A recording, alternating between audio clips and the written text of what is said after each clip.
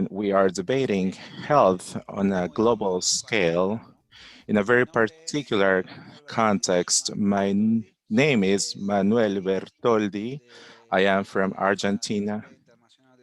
I am part of the International People's Assembly, and tonight I'm gonna be facilitating this event with my dear comrade Nora from Spain. And it's an event that for us, it's extremely important because it brings together a number of coordinations and political expressions that have come together to discuss this issue around health in the context of the pandemic on the international on Global Health Day today, April 7th, and we're doing so from a very critical point of view in terms of what is happening around the world, where there is this struggle to access for vaccination. There 70% of all vaccines are concentrated in the richest countries in the world, while in the global south,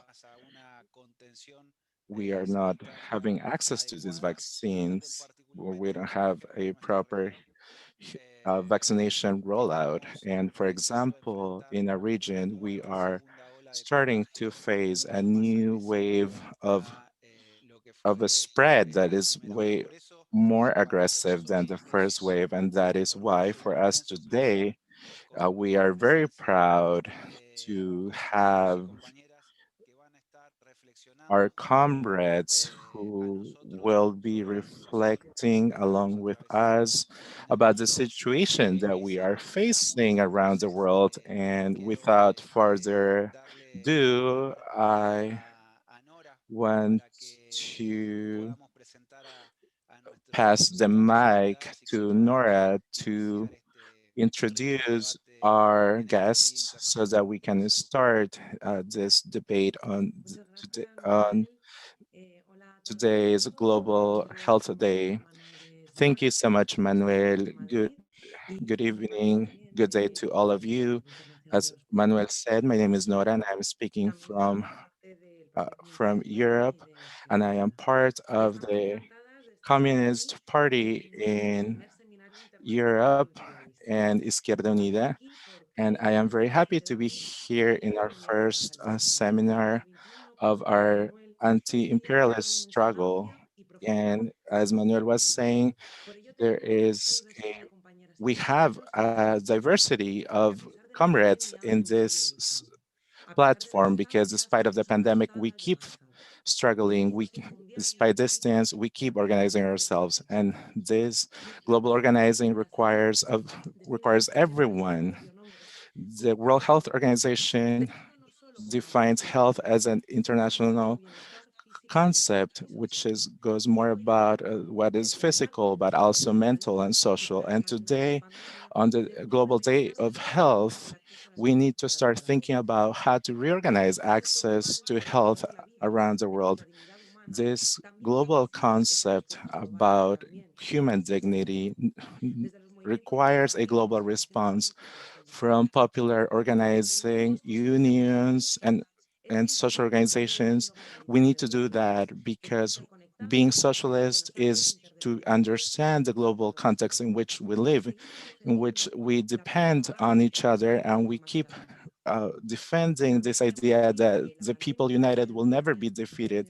We also want to say that the pandemic has put in evidence that imperialism is not the answer. Lack of resources, inequality when it comes to access to resources, the privatization, and every time there is more and more people, layers of society that are being more marginalized, and this crisis uh, ge- sheds light into the exploitation of and war against people around the world. And with this, we workers of the world are organizing, and we are organizing and strategizing together. We're working with each other, and building alternatives. We are at a point of no return. We don't want to go back to the old normalcy that asphyxiates us, and we are tired of putting profit over human life. This context has many dimensions and different and concrete impacts when it comes to our material reality, and we are here to speak about all of them. And in this space, we want to value, we want to become visible because we're coming from different places with memory and history, with lessons learned, and this is a week of action, the International Week of Anti-Imperialist Struggle, from a global perspective that is localized from the autonomy in our organizations. We are here to hear each other and to see each other and to talk about the topics that belong to all of us because this health, economic, and social crisis is a global one. And first of all, we want to talk about the lack of access when it comes to the vaccines. So we're gonna be talking with Dr. Satyajit Rath, who is an immunologist from the Indian Institute of Scientific Research.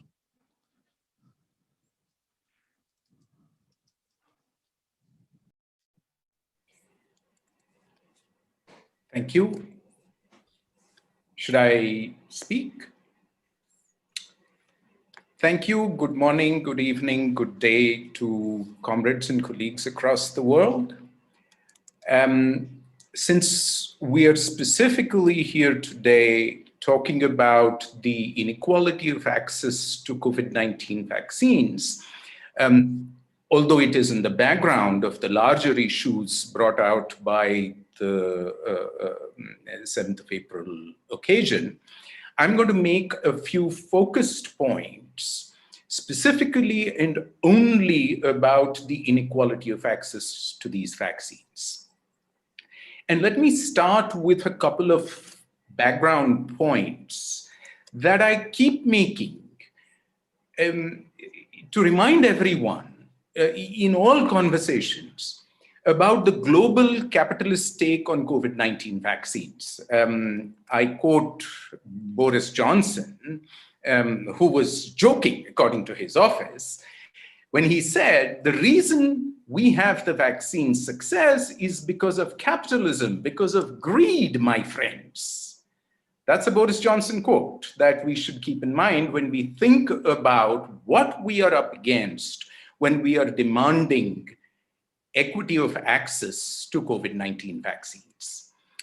So on that background, let me point out that making COVID-19 vaccines has been possible, enabled, whatever we call it, because in the first place, everywhere in the world for many decades, publicly funded research has worked on such acute virus-caused illnesses and found that some kinds of immune protection in these situations are relatively straightforward enough to let us develop simple design vaccines, like all the COVID-19 vaccines in current use, that can be reasonably expected to work well enough.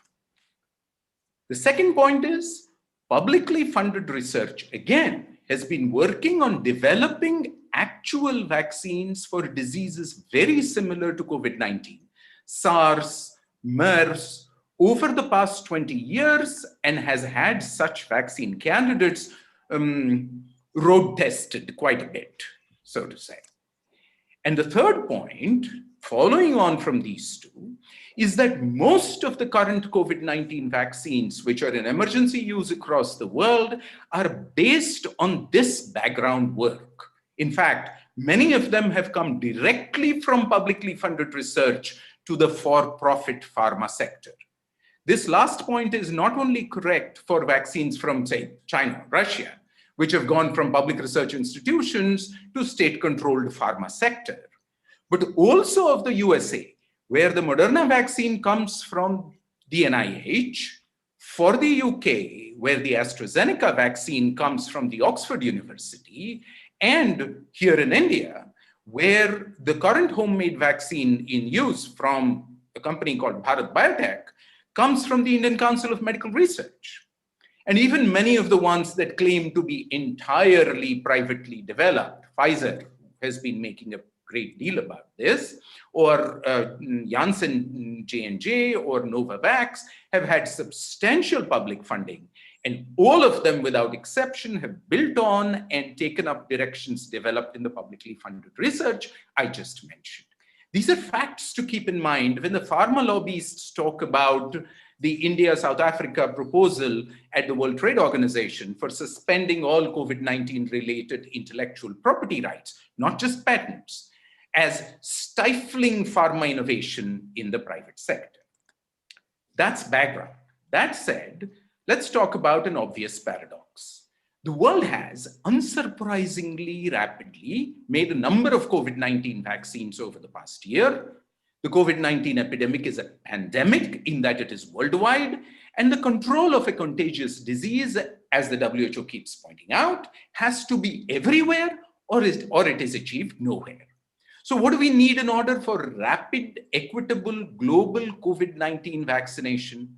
Clearly, we need a sufficient supply of vaccines, since there are many vaccines, all more or less comparable to each other, and we need a global distribution system for them.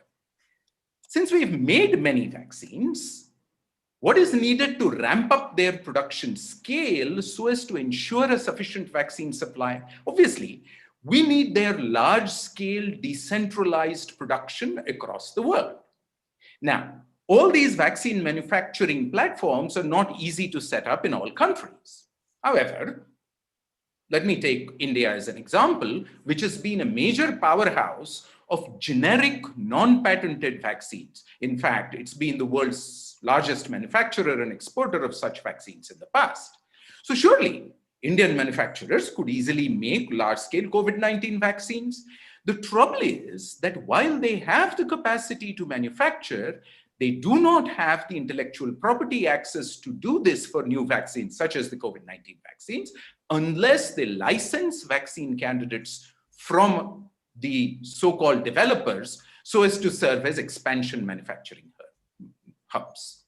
So what do we need? We need much greater levels of such expansion via not simply access to patents, but also associated information such as trade secrets and protected clinical data. This is the background of the India-South Africa proposal to the WTO to waive all intellectual property protection for COVID-19 vaccines included globally so that supplies can be rapidly ramped up. The global north, of course, has initially nixed this, although there's some glimmering of change on the issue. But that's something that we across the world need to be thinking about. Secondly, how about a global vaccine distribution system? The only practical proposal made that does not involve countries and companies playing power and money games is the WHO's COVAX initiative currently, in which the WHO would coordinate and organize vaccine deliveries to all countries of the world so that there is equitable access to vaccination, at least for about 20% of each country's population. However, the success of this initiative depends on, as usual with the WHO, voluntary vaccine contributions from member countries.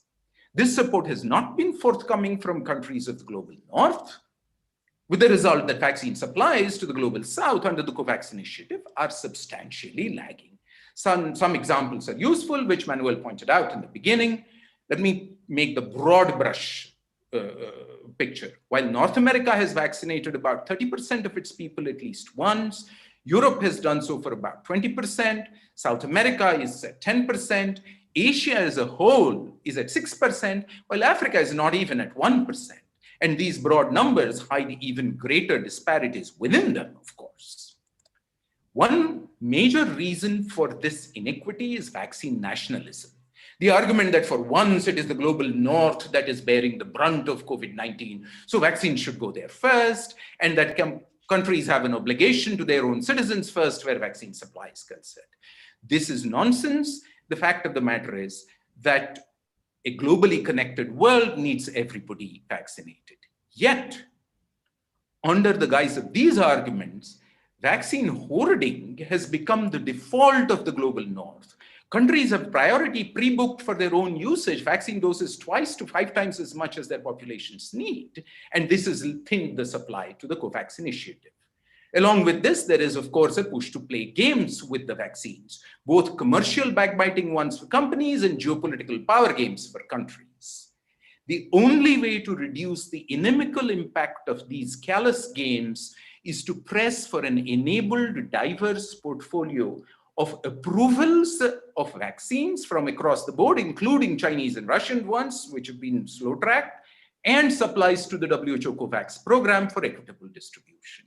And it is this entire swathe of activity pressing for greater vaccine manufacturing access, decentralized via the WTO, greater regulatory approval diversity, and vaccine supply via the WHO, which is together going to be critical for ensuring that the rest of the world gets COVID-19 vaccines in good enough time so as to protect not simply the global south, but also the global north.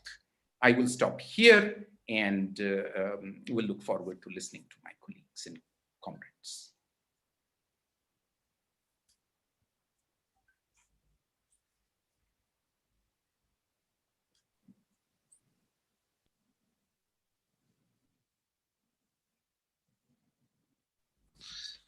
Muchas gracias. Thank you so much, Rath and Dr. Satyajit. It has been a very Can we interesting replay Satyajit? reflection.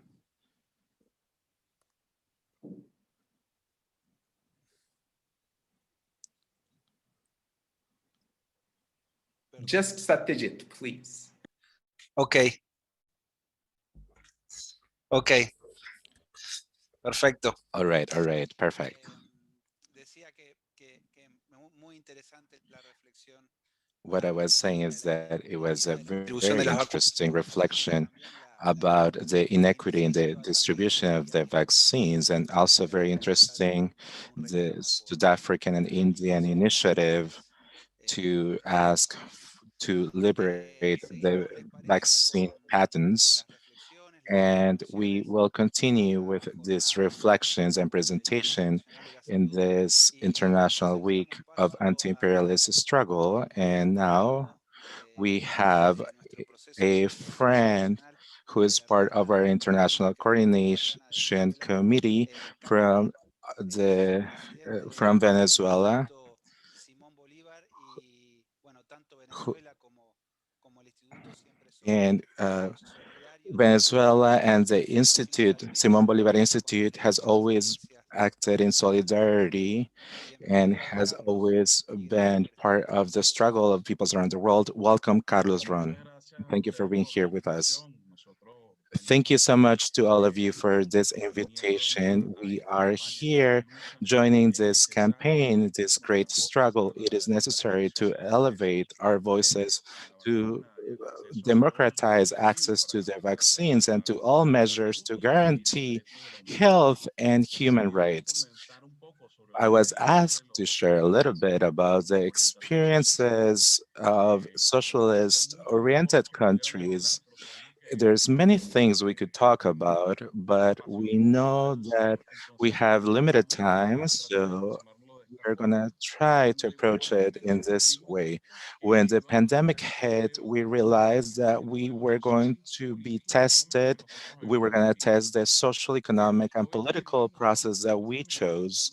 The COVID pandemic not only represented a threat, a health threat to our people, but was also part of this corona shock, which is that we cannot separate the health impact, but also the human impact when it comes to governance and the economy. So we had to approach it from a global perspective to bring to look at all these problems.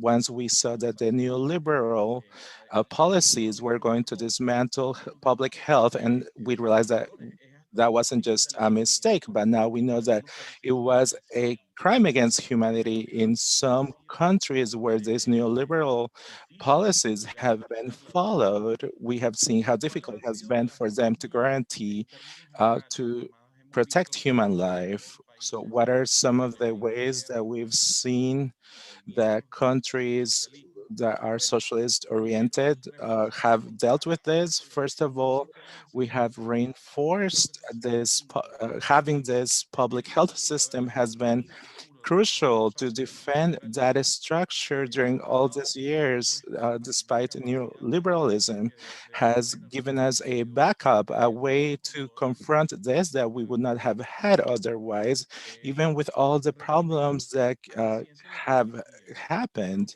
We have followed science and technology, and I think that it's important for us to see that in some countries, let's say in our own continent, we have seen neoliberal leaders, they have justified not following measures, and they have overlooked the virus and the threat that it represents.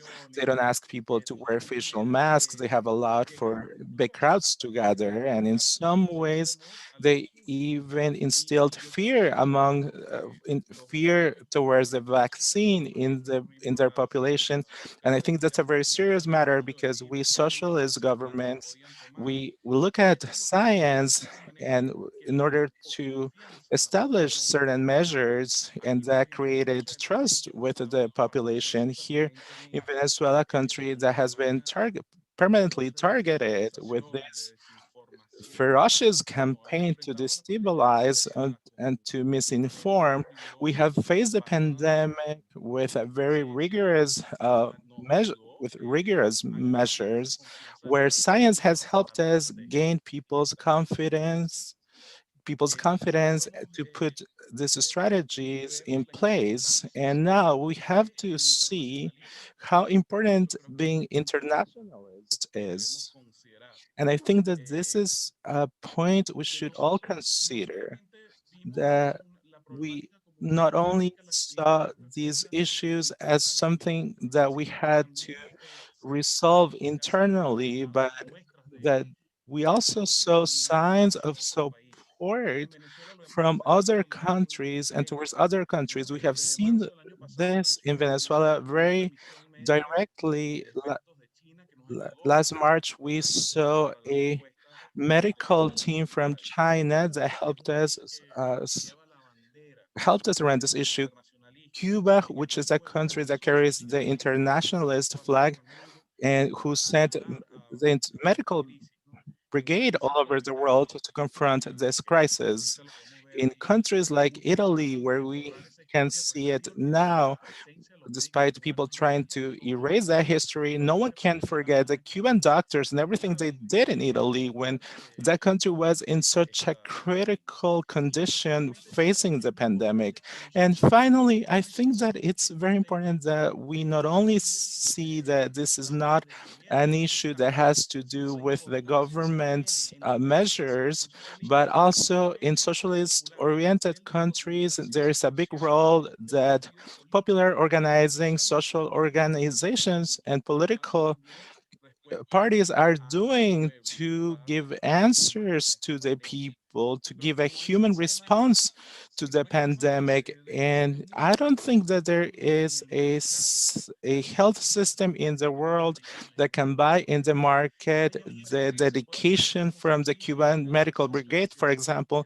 There is no way to compare what the Chinese government, what the communist government did to provide food to communities and provide support to hospitals during isolation. There is no money that can compare to dedication from the street leaders, from the health committees, from the different political activist groups, and how everyone came together one to be able to find those who were at highest risk and to ensure that they were being fed. And even with facing a blockade where we're facing all kinds of difficulties, we were able to guarantee that we were in those regions that were most at risk and where we could support the communities that are helping each other, and we designed measures around that. So that popular people's participation has been important because that has pushed this kind of policies that we have designed with a socialist orientation. And we here in Venezuela, to speak a very specific issue that we saw, we very early on, we had measures for social distancing. We closed schools and non-essential activities, but we also had a quarantine approach, which was agreed on with the people through dialogue and awareness, which was important before the P1 and P2 strains, which have impacted us tremendously. We had a way, we created this 7x7 approach, which is 7 days of activities, 7 days of flexibility. So we have 7 days of quarantine and 7 days of activity, because of the last strain. And we have other tools, which we have a system in which we distribute all political offers to the community through a digital platform where we are able to locate people who have been exposed or show symptoms, and that has helped our medical team, which is made up of the Cuban Medical Brigade with their support, also our community doctors, and they were able to provide services to these critical locations who needed medical attention.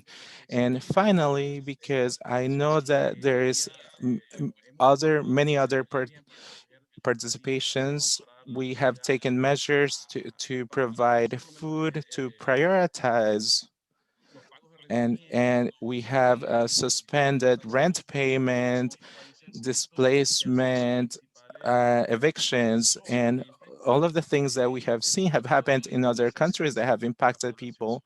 We have tried to minimize that impact to our population, and we cannot close without stressing that communist-oriented, socialist-oriented countries such as Cuba and Venezuela, despite the pandemic, even when in the US there are voices that condemn that there is no human borders, that's a lie, we still see how we are fighting against all that. Venezuela will have all the necessary vaccines to end our vaccination plan. We're not, because our funds are frozen in Europe and the US. And without this attempt to end our government, we have had a strong response system. We have leaned on science. Popular People's Organization is our proposal, is our socialist proposal for humanity to face this pandemic. When humanity is at risk, the best answer is to increase a dose of humanity. That's it, and that's what it's about. Thank you.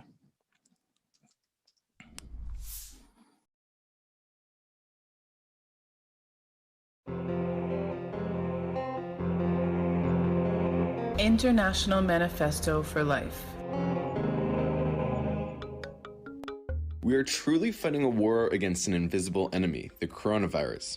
Almost 3 million people have already died. The COVID-19 pandemic has laid bare the contradictions of capitalism worldwide, where profits are placed above people's lives. How did we come to realize this? I'll show you 3 examples. Did you know that the pharmaceutical companies that produce vaccines deliver the first shipments to those who have more money? That's how it goes. 7 out of every 10 vaccines distributed to this day have gone to the 30 richest nations. At the same time, dozens of poor countries have yet to gain access to the inoculation.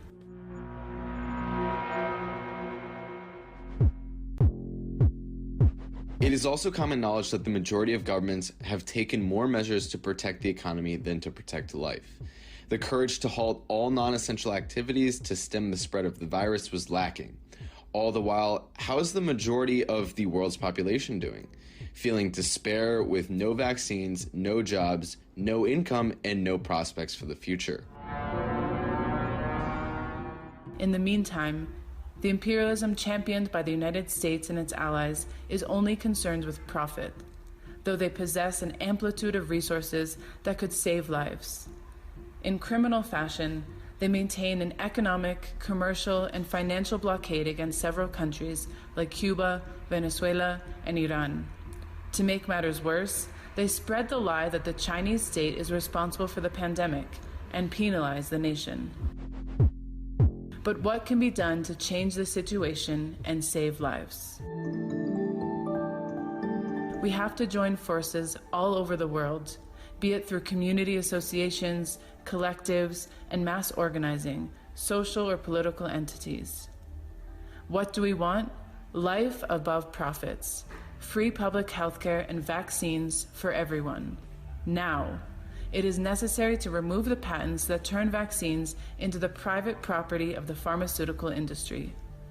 Furthermore, we have to completely halt all non-essential activities in places where the spread of the coronavirus is out of control. This needs to be coupled with a guaranteed basic income, which ensures that poorer families can live with dignity. In order to defend life, the public debt that poor nations have with wealthier ones needs to be canceled.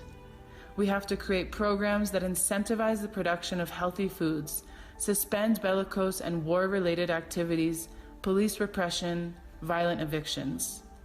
It is fundamental that the U.S. government and its allies put an end to the punishments that impact access to food, medication, personal protective equipment, and fuel for certain populations. These elements are fundamental in combating the COVID-19 pandemic. April 7th is World Health Day. Let us take advantage of the week in which this date is celebrated to build up the International Week of Anti-Imperialist Struggle. From April 7th to 11th, let us unite our voices, show our indignation, and reaffirm our commitment to creating a more just and egalitarian world, where life is placed above profits. This is our international manifesto in defense of life.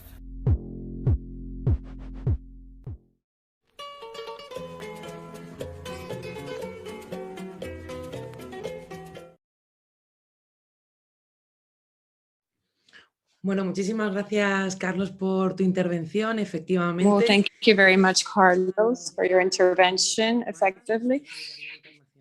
Long live nurses and physicians. And like I told you, what you saw is our manifesto for life in video format. If you want to read it, we also have access to it, and we have it in a multitude of languages in anti-imperialistweek.org.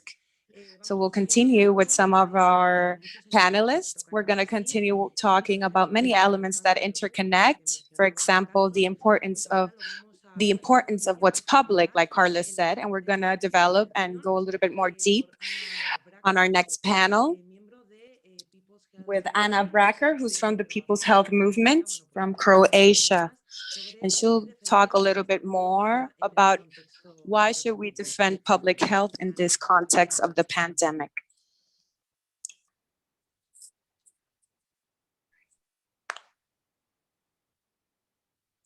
Anna, you have the word.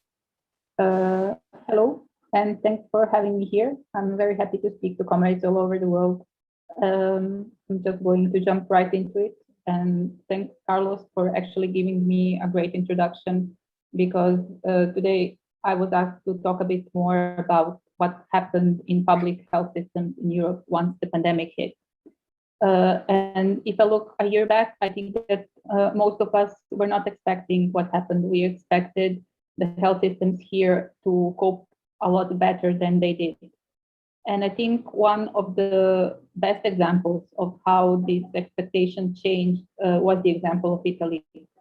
because Italy for a long time it had been talked about, it has been recognized as a country with a very strong people-oriented health system, and the pressure that it faced and the way that it basically collapsed once the pandemic hit, it came as much of a surprise for a lot of people.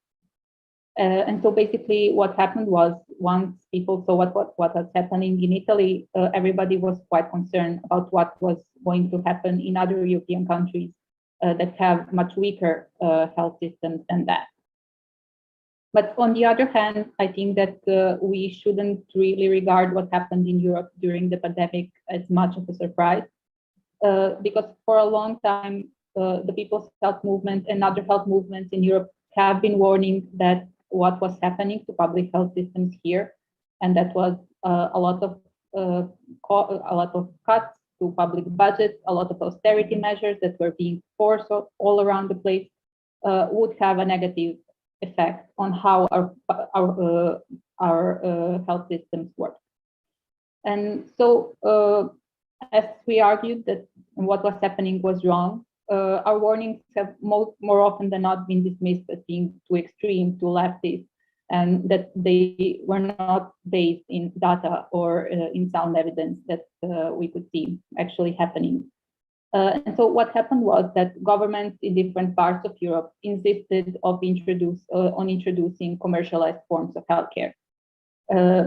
If we look a bit at the example of the United Kingdom, for example, so the NHS is still often quoted as being a great example of a public health system in Europe, which is fully functional, which is publicly funded, which is publicly provided. But in many ways, the NHS has been stripped of this public character that it has over the past years. And we see that the private sector has come into the NHS a lot. So part of this was through the outsourcing of parts of the care provision. This has often been connected to the clean hospitals, to the porters, and so on. But during the pandemic, it also got a new phase, and it was the outsourcing of the testing and tracing inside the NHS, that is outside of the NHS. And if you recall those first months of the pandemic, the UK was dealing very badly with the testing and tracing. And this has been exactly because the testing has been outsourced. On the other hand, if we look at the UK now and how the vaccine rollout is going on, basically what is happening is that the NHS is in charge of the vaccine. And if we compare these two situations, we can see that the vaccination is actually going much better than the testing and tracing because it's in public hands, even though the NHS has been weakened so much from the commercialization that happened.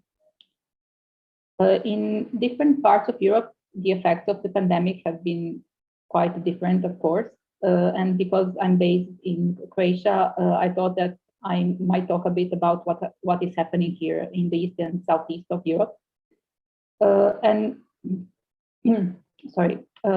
if we compare these two examples, we can say that the situation here is arguably much worse than it is in the West, of course, because in addition to all the austerity and all the privatization pressures that all the countries in Europe have been facing over the last decade, the East has also gone through a very strong period of transition, and this has made enormous damage to health systems here.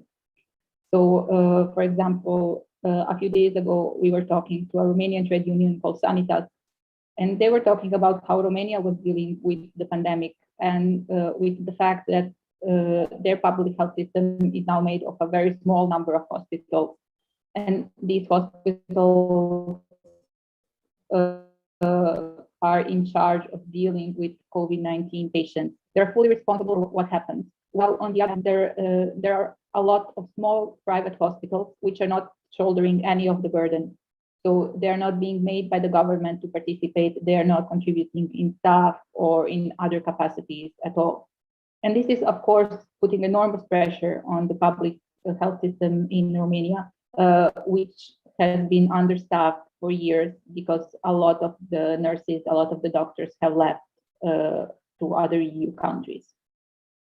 And so on the one hand, in the example of Romania, we see that we have an overburdened public health system so complete with workers who are under a lot of stress, who is trying to do its best and who is trying to actually provide an answer to the pandemic. While on the other hand, there is a private sector which is not involved at all, and which is actually not really caring about what is happening to the people. In Croatia, we have had a similar example, I would say. So if we focus on the pandemic, of course, the extra amount of work has been enormous pressure on the public hospital. And because of that, they had to reduce the amount of work that they generally do with patients. And this has meant that most people, well, not most, but a lot of people have been left out of care. So they were not able to access the care that they needed and that sometimes they were already engaging with. And so what happened was with the public sector, so under pressure, a lot of people, that is the people that had the money to do this, have turned around and gone to the private sector. And in this situation where there is an enormous influx of people going to the private sector and asking for care there, the private sector is actually making a lot of money on what is happening during the pandemic. And again, they are, of course, not participating in any relevant COVID-19 work, and in that way, they are additionally undermining the public health system. Another thing that happened here was that because of how the health system reacted in the pandemic, we actually remembered how it was in Yugoslavia. So especially when it comes to the public production of vaccines, of medicine, because before of the 1990s, we had this local institute, which was called the Institute of Immunology in Zagreb. And this institute was in charge of producing a lot of the vaccines that were needed in Croatia and in Yugoslavia. This institute actually produced enough vaccines to make the country independent on foreign supply, and it made some extra for export. But of course, because of the privatization attempts that were introduced in the early 1990s, this institute was completely destroyed.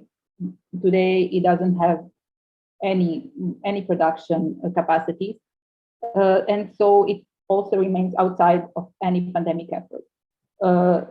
So on different occasions and by different people, both health experts and activists, it has been raised that if we had managed to preserve the institute in a public form, if it had been fully operational, then perhaps we could have played a different role in the vaccine production, maybe also helping to support the global supply when it was needed. And just one last example of how commercialization has had a negative effect on access to care here is a current situation which we are facing in the field of supply of medicines.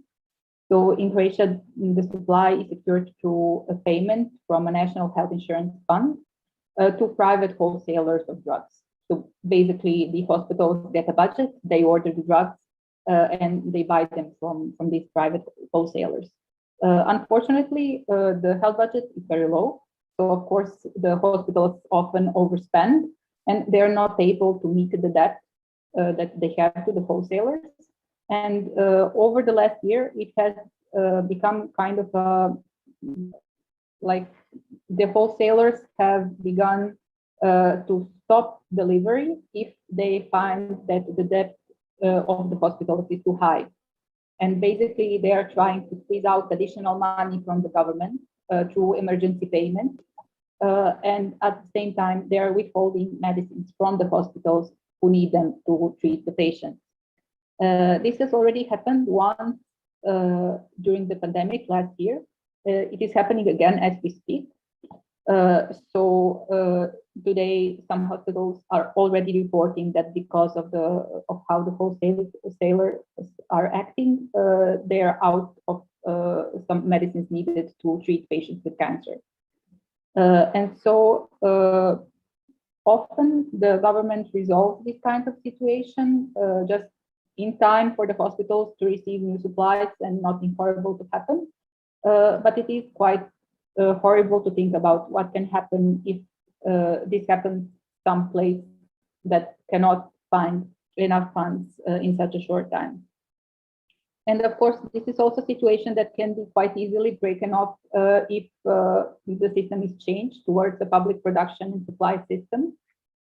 But of course, this is not quite being considered as seriously as it should.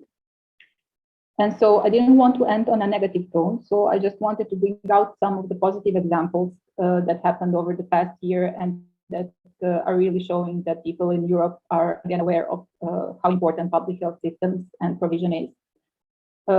Unfortunately, we have not seen this on the policy level. There are a few exceptions in political parties which are leftist and which are arguing for public health systems since much earlier than the pandemic. But the rest of it remains at the level of people's initiatives.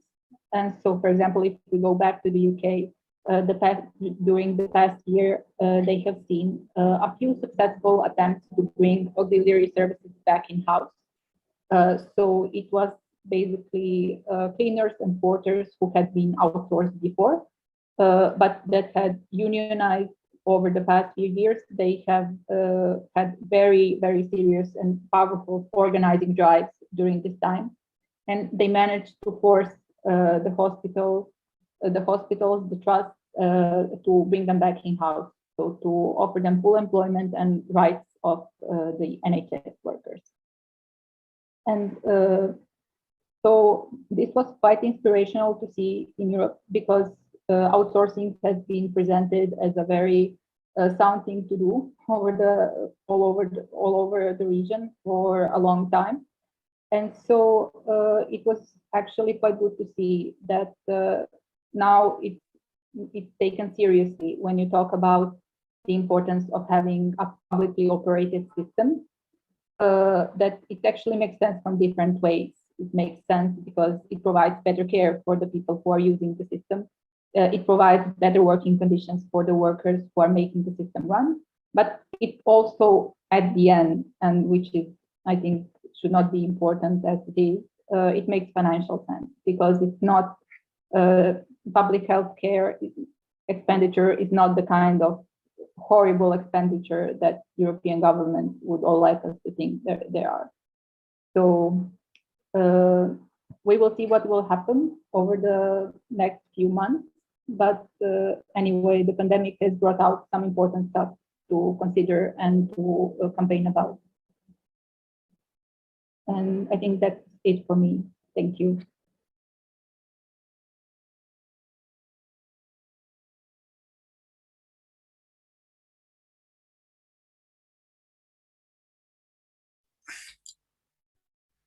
Muchísimas gracias. Thank you so much, Anna, for that beautiful presentation. Very interesting. We need to keep reflecting and, above all, putting pressure to strengthen our public health systems in each and every one of our countries. And this pandemic has shown the limits of of neoliberalism, when what rules is capitalism in the national stage. And we continue with our International Week of Anti-Imperialist Struggle, which is, this is an effort, as Nora mentioned, of different coordination committees. Internationally, we've been meeting for a long time via Campesina, Women's March, the Democratic Association of Women, Foro de Sao Paulo, the International People's Assembly, and also we have to say that as part of our Global Health Day, we have the Movimiento Popular de la Salud, People's Health Movement, and International Progresista. And facing these very difficult times around the world, our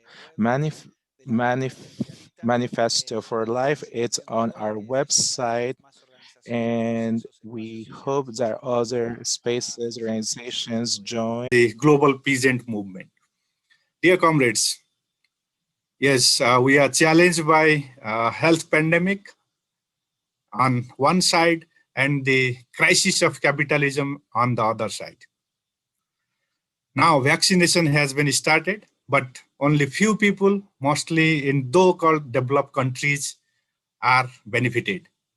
Therefore, to struggle against this vaccine apartheid and business as usual, and to make our voice stronger for the equal access to vaccine and free and public healthcare system is very important. Let me share about why it is important to defend food sovereignty during this critical conjuncture. Comrade, we know that this capitalism is brutal exploitative system. While people of the world are suffering from the pandemic, suffering from the virus of capitalism, some states are busy in bringing new reforms, neoliberal reforms, repressive acts. They are bringing new bills. And we know the peasant struggle that is going on in many countries. Let me take some example from South Asia.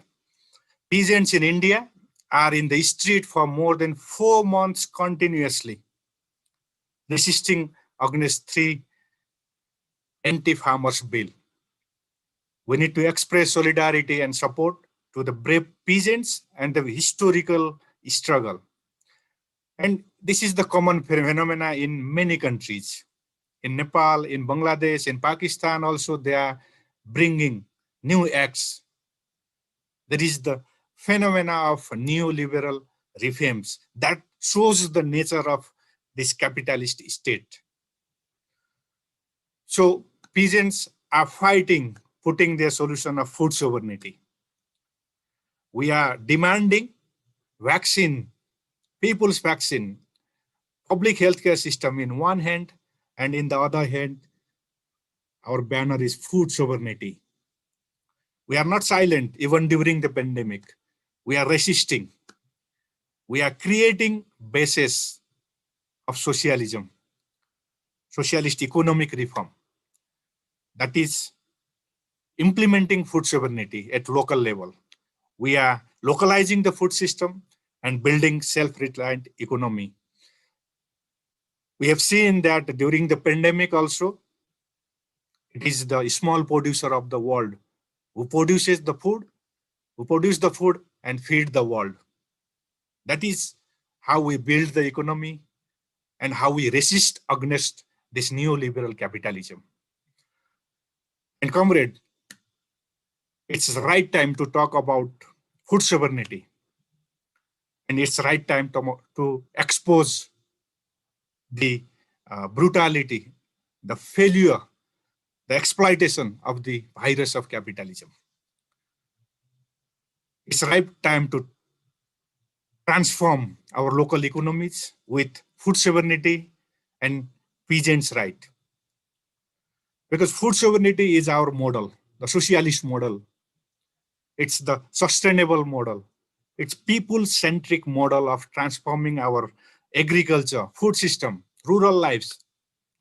It puts healthy and culturally appropriate food for the people. It prioritizes healthy and culturally appropriate food, not the profit like the capitalist or capitalism food. Food sovereignty is the banner of peasant struggle. It's against neoliberal capitalism. It's our model of agriculture and food governance. So that's why it's very important that we defend food sovereignty even during pandemic.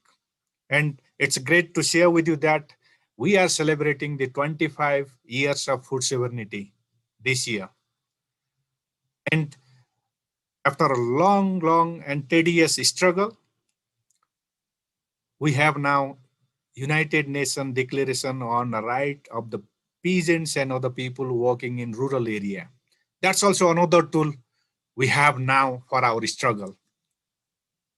The Peasants' Right Declaration. Now, we need to defend the peasants' right. So, comrades, despite all challenges, we keep on resisting against neoliberal trade globalization, and we put our alternatives. And it's great to learn and know from many comrades and the experiences of the world that there are fundamental differences between the capitalist and socialist system.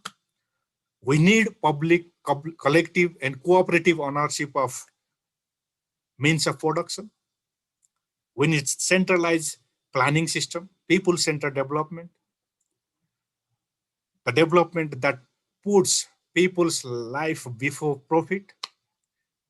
We need public healthcare system that protects the health of the people, even the people who are marginalized, who are left behind.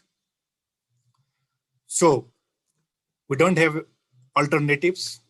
The socialism or the model of food sovereignty, especially in agriculture, is the only solution. So while resisting against the imperialism, I would like to highlight key ideas and demand La Via Campesina is putting forward. We are demanding access to vaccine, free and equitable. We are saying that people over profit, people's life first. Food sovereignty and peasants' right is important. It's time to transform our society and build our economy with food sovereignty and peasants' right. And we have to fight against imperialism and capitalism, which is our enemy, which is for them, everything is business. Even the healthcare system, they have privatized, they have commodified the healthcare system. So people deserve access to vaccine, basic income, employment, and condition to live a decent life. That is our demand. And we would like to highlight that April 17 is the International Day of Peasant Struggle.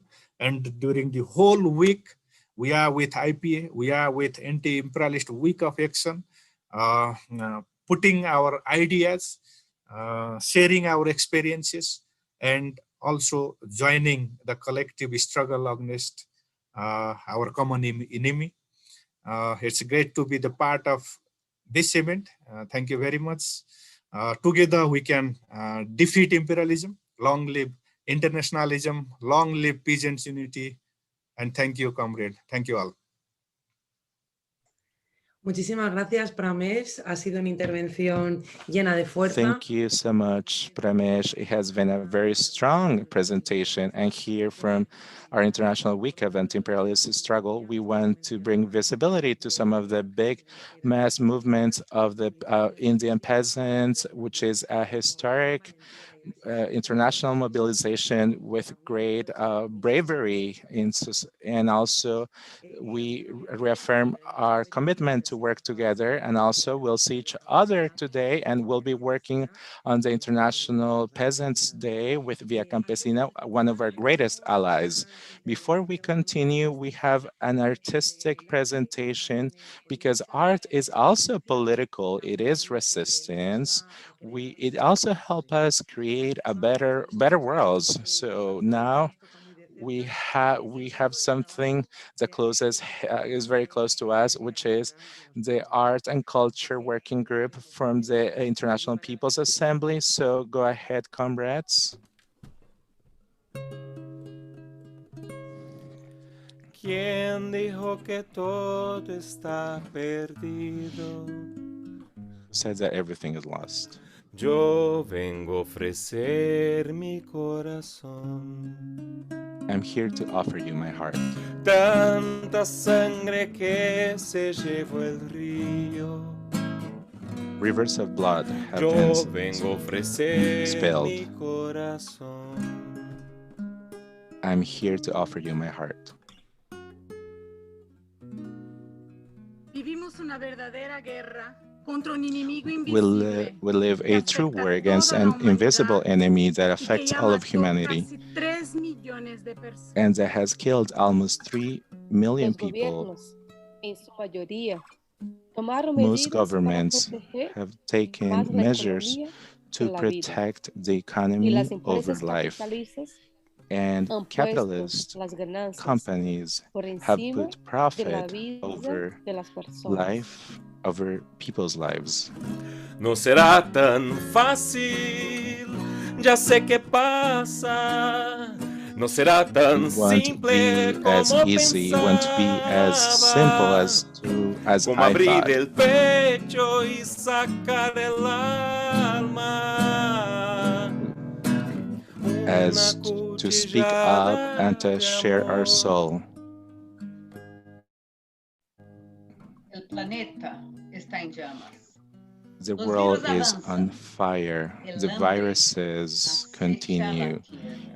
And Pero incluso en este desastre, hunger nosotras y nosotros, is present. And even la vasta in this mayoría de disaster, los habitantes del all of planeta, us, the vast hemos majority of people renunciado around the a la world, we posibilidad. haven't given up on the possibility of a Esperamos future. algo mejor que esto. Un We mundo expect something más better allá than del this, a capitalismo world y del beyond imperialismo. capitalism and Un mundo imperialism, más allá a de las world ganancias y los beyond privilegios. profit Un and mundo privilege, que a cante la world canción de la that humanidad. sings this song of humanity. Luna de los pobres siempre abierta. Poor Yo people's vengo a moon, ofrecer mi corazón. I am here to offer you my heart. Como un documento inalterable. Yo As a vengo a testament ofrecer mi corazón. that cannot be changed, I Y am uniré here to las offer you my heart. puntas de un mismo lazo. Y miré tranquila, miré I will end both ends of the ropes together, y te daré and todo, I will walk y me slowly. darás I will give you amor, everything, and you will give me algo que love, me alivie un poco más. something that heals me a bit more. Son más grandes que sus armas. Nuestro amor, Our hearts are bigger than their weapons. Our love and our struggle overcome their greediness and their indifference. Nuestros movimientos están plantando muchas semillas. Necesitamos regarlas, These movements are cuidarlas, providing many asegurarnos que options. We florezcan. need to share them, spread them, and make sure that they flourish. We will build a future that puts life over profit, a sister and brotherhood that will end wars, in which social hierarchies are abolished and where we have mutual dignity. Yo vengo a ofrecer mi corazón. Cuando los satélites no alcancen, I'm here to offer you my heart. When the satellites cannot reach, I am here to offer you my heart. Solo cuando está suficientemente oscuro, Only when se it pueden ver a is las dark estrellas. enough, we can look at the Y stars. ahora ya está And now suficientemente oscuro. it is dark enough. La vida está por encima de las ganancias. Life Vacuna should always y be salud over pública profit. y gratuita para todas We need y todos. free and full Ya.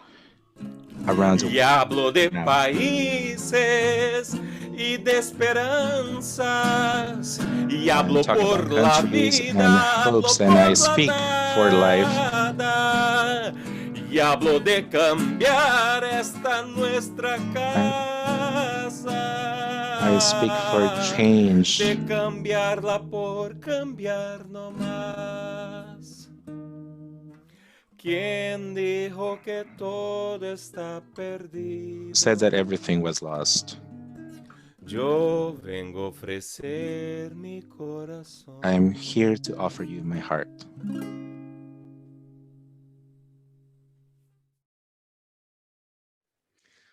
Bueno, ha sido precioso. Muchísimas gracias por... It's been beautiful. Thank you very much for doing this collective work. So beautiful. And how our comrade said, here we are planting seeds, excuse me, for the future. And they also talked about that invisible enemy. We also have to fight against capitalism. And also talk about another invisible enemy with patriarchy that has over half of the population in a exploitative and violent situation. We want to finish with Lorena Peña, president of the Democratic Federation of Women, who's talking to us from El Salvador. So she can tell us how they've lived during this context of the pandemic, and that alliance between patriarchy and capitalism. Welcome, Lorena. Thank you very much for being here. Go ahead. Good morning, good afternoon, good night, wherever we are. Here it's good morning. A hug to everyone who's participating in this International Week of Anti-Imperialist Struggle for Life and for Health, demanding vaccines for everyone and against the medical apartheid. For me, it's an honor to be participating here in the name of the Federation and part of this international week. We could say that everybody that has gone before me has given an ample context of the causes and the incidents during the pandemic around the world. I'm going to focus a little bit more on how, from patriarchy and capitalism, the pandemic has different effects on different categories. Let's start by saying that the pandemic, people say that the pandemic and the deaths are democratic because everybody dies and everybody that is hit by the pandemic. And I don't agree with that. I think this pandemic has hit everybody differently. For example, the rich country compared to poor or impoverished countries is not the same. It's not the same. The pandemic here in El Salvador, that it left thousands of people without jobs and without income and without the possibility of social security. It's not the same situation like in countries where there is a social protection system and there's other access to workers. And places like El Salvador, it's been a very big impact, especially on people low income and working class and farm workers, etc. And when these countries have neoliberal models and open economies, the situation has been even more dramatic. Because even the emergency plans have been taken advantage in order to gather more riches and just leave the poor people behind. Like, for example, in El Salvador, all the food assistance that the government received, it was bought by an oligarch company from El Salvador to international exporters.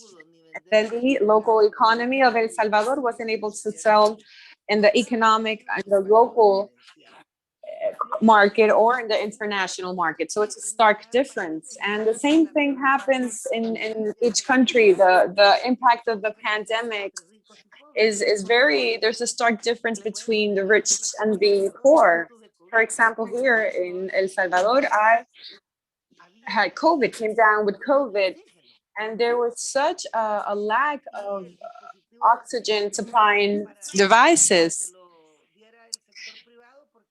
and for the private sector to be able to get you a device, because the public sector did not have any. They only had, you had to give them a 200 deposit, and the minimum salary here is 300. So then you can notice immediately in a moment like that where the public system, because they've destroyed the public system, the oligarchy in this country has dismantled the preventive public health system. The left side or the right government or the conservative government. So who was able to buy this equipment? And for example, when they delivered this in my home, the distributor lets me know that millionaires had taken over all the devices or oxygen tanks in case they came down with COVID, even if they didn't have any sick family members. So the rest of the population was not able to access oxygen. Low income and working class or impoverished classes like myself wasn't able to get access because the rich people had bought them all out. And I tell you this so you could graphically see that it's not the same being poor or being rich at the time you come down with COVID. And with public health systems that have been completely dismantled, the crisis of COVID-19 has let people die in sidewalks, in their homes. And another situation that hits differently regarding the political and economic regime also has to do with public debt and with concentrations of riches in the situation of El Salvador, San Salvador. There was a closure due to the pandemic. And like I told you, the rural workers were hit and they did give out food, but they didn't give this help out to farm workers. And there was also some sectors that were closed and were competing with the people's interest, the rich people's interest. And for example, this factory had to close down, but this one remains open, for example. So this capitalist regime in El Salvador, as well as these other countries that have this regime, has hit differently poor people versus rich people. But again, what I want to point out, it hasn't hit men the same way it's hit women. During the pandemic, it was made obvious again that the capitalist and patriarch regimes hit differently, depending if you're a woman or a man. It's not only a topic of rich versus poor, but under these strata where people are more impoverished, the impact on women's life is much bigger. I'll give an example. It was said that children were going to receive virtual classes at home. And yeah, women and men were both shut in the lockdown. But however, who was making sure that those children at home were able to do their homework, receive their classes? It was mothers. And the men that were at home, did they start sweeping and mopping? No. So where the domestic labor, that unpaid work is the bigger load for women. And it's gotten worse because the people that were working from home, and then we also have virtual classes.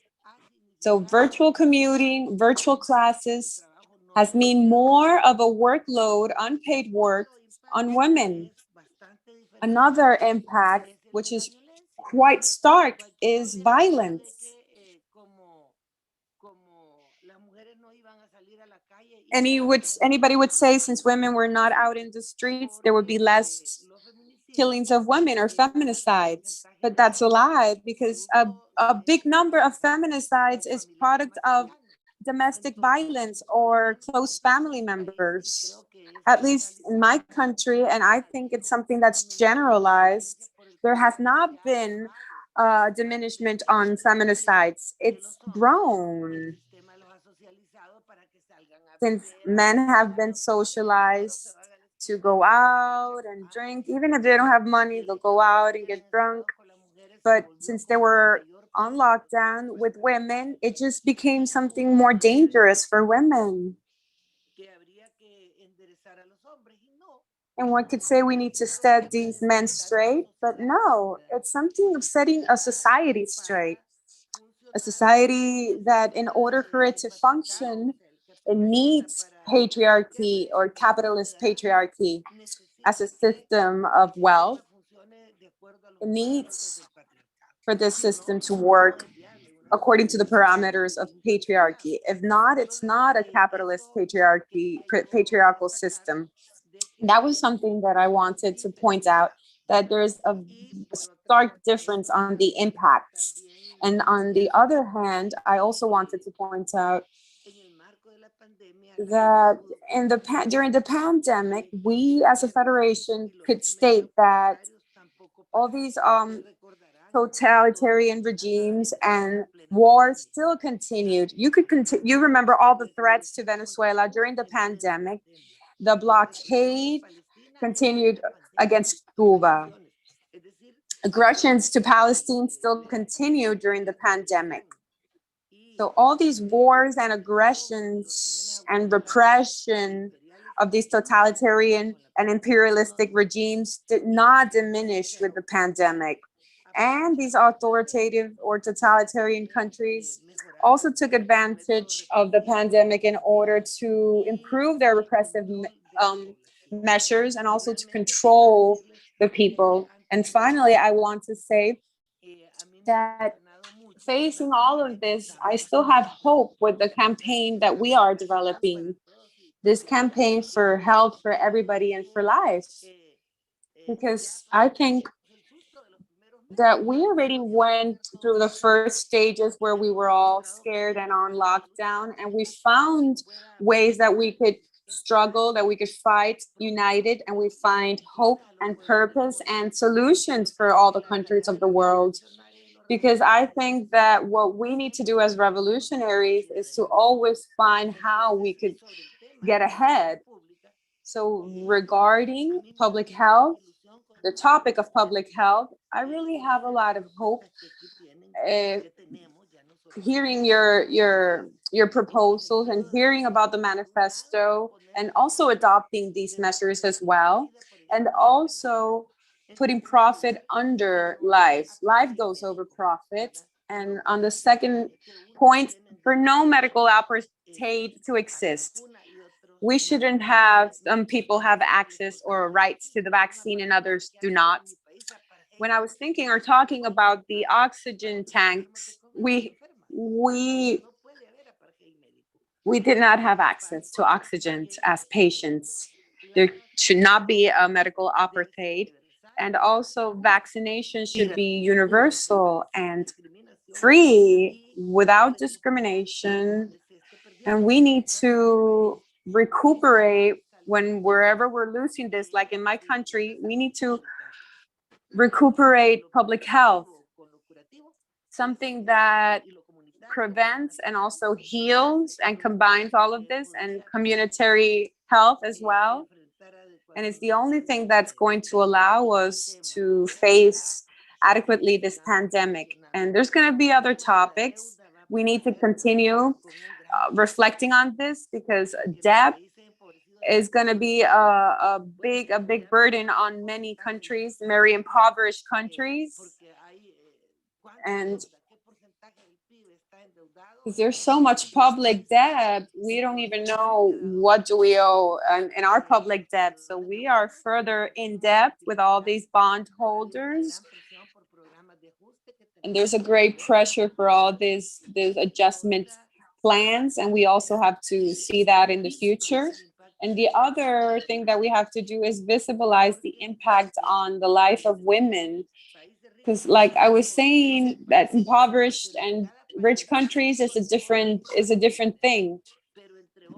And again, the impact within rich people and poor people is a different impact. But again, between women and men, the impact is different. And we need to continue to claim visibilization of this. It's impossible for governments to say, oh, you're happy now. You're working from home, studying from home, all the virtual commuting.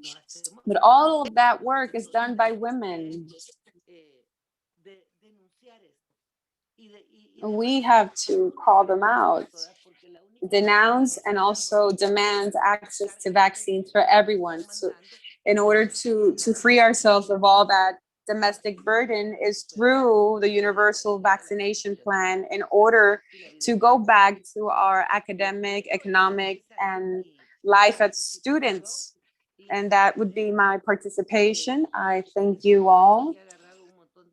And I promise that I have gathered a lot of ideas with everything I've heard. And I will be sharing that with my comrades here in El Salvador and also from different regions as well. A hug to everyone. Muchas gracias, Lorena. Thank you very much, Lorena, for that important intervention. And telling us about the situation that our comrades are going through during this pandemic context, which is a context that is also where you could see the patriarchal injustices that go about in the day-to-day and make the conditions unfair for the lives of women everywhere. So we're going to continue with our reflections. We're going to give the mic to Lerato Ntundi. She is a president of the Union of Young Nurses from South Africa. So we're going to leave the mic over to Lerato for her part. Thank you very much for the welcome, comrades. Maybe let me greet everybody first and thank you for this great platform where indeed those who are looking for social justice for our people during this very difficult time of the pandemic would gather and perhaps take some learnings from each other from different countries. I just want to perhaps maybe start by painting a picture for a South African picture, so you would understand that South Africa actually went into this pandemic, COVID-19, already as a country. We were in a crisis. We would call it that our healthcare system was already in an ICU, or even worse, was in a mortuary.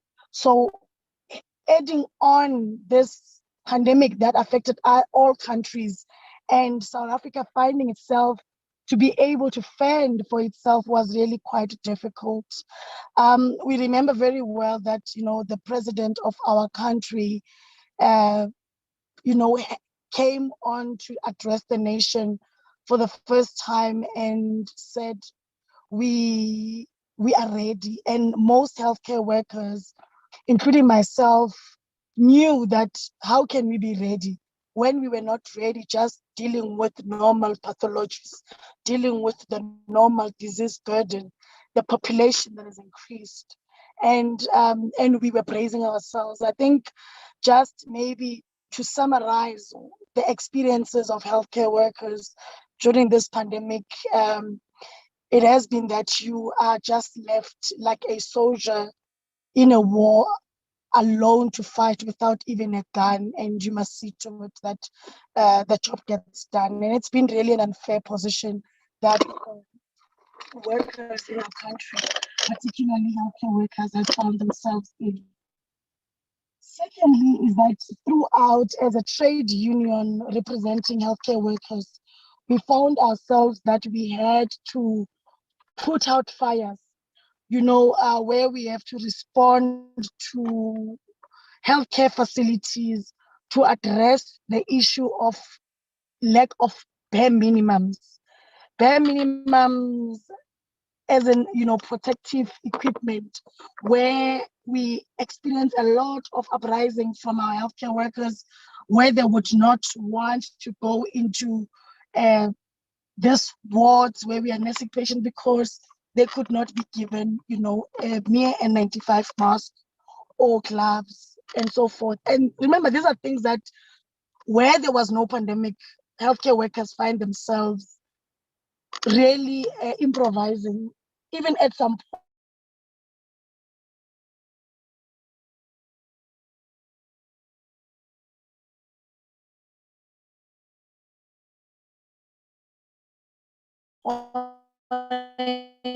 where you see, sorry about that, we buy some of supplies, buy myself my own thermometer, a BP machine, AGT machine, and so forth. And it's really been the order of the day.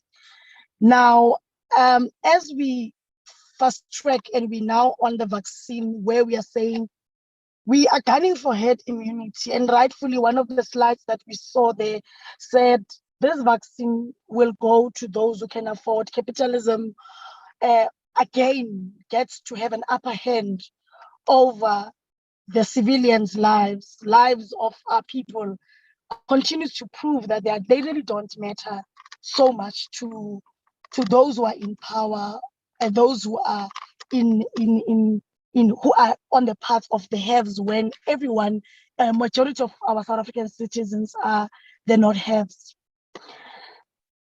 Look, the vaccination rollout itself has been really a bone of contention.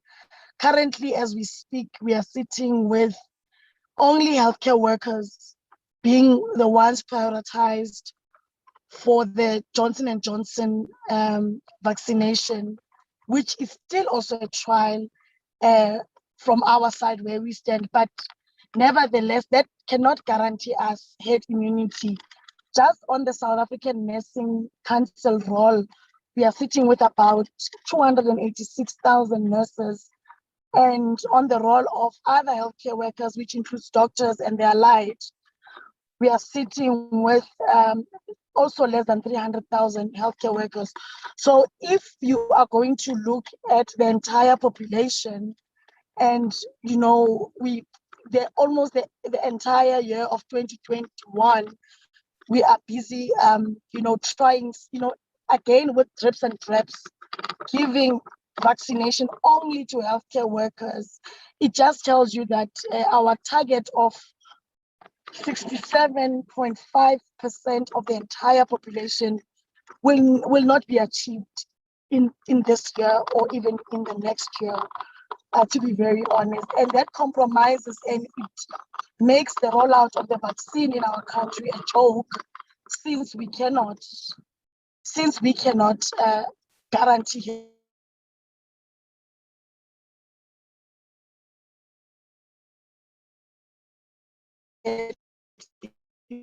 immunity. Healthcare is thin and very scanty, has been really thin and scanty. Information, training, development, as the people that we're expecting to do this particular rollout. And that has been our outcry as a trade union, and also as a federation, which is the second largest federation in our country, known as SAFTU. So really, I'm painting a picture that is an honest picture that, when you look on the part of civilians, yes, indeed, those who are the poor of the poorest have only been able to get 350,000. I'm gonna try and switch off my camera, but basically it has been 350 rand. I mean, that you cannot even buy the basics. You can't buy groceries with that type of amount. And unfortunately, a lot of people lost their businesses, and the recovery of those businesses, it's what people are grappling with currently as we speak. unfortunately, in our country, we've seen that the planning into rollout of vaccine, taking care of civilians, as well as beefing up our healthcare system has been definitely a serious lack on the part of the government.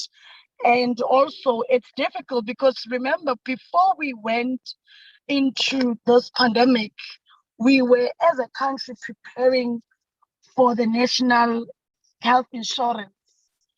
And this has given us a picture that should there was not be a pandemic, we would be sitting with worst cases of corruption and worst cases of looting, because we have scandals that have even gone to the investigating units where monies that these funds that we got from different sources have actually been squandered.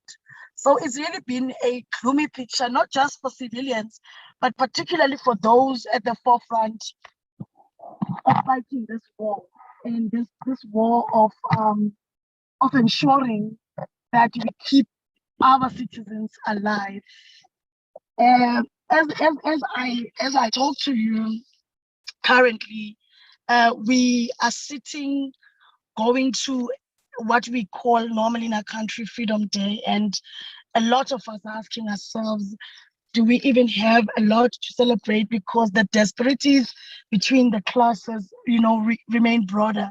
Yes, we are also singing the same tune. We need massive rollouts of the vaccine, because if it, the way it's done, it's not going to serve any particular purpose. And we've dubbed this year the year of caring for the carer, because we've realized just how much our healthcare workers have been left alone, wanting, without any form of assistance from the authorities that be. To be honest, the position that the trade union has taken is that we are going to continuously push back. We are going to continue to advocate for the marginalized and the downtrodden workers, who are in majority those who are our frontline workers. And we have not been mincing our words when it comes to that. It has been our mantra since day one, and unfortunately, where we're sitting currently, it's a serious battle. Indeed, with the little resources that our country has, it has been trying. It's been really, really trying its level best. Obviously, balancing that act with the issues of looting, the issues of corruption, and the capitalist and business not owning to this battle, because our healthcare system in our country it's a two-dimensional. Public sector, yes, is burdened as we speak, but you find that private sector also, the business of privatization of healthcare system is one of the biggest thing. And it is, in moments such as this one in a pandemic, where you see that indeed money comes first in these businesses of health, and the lives of our people have actually taken a serious backseat. Yeah, and I think I wanna really pause there.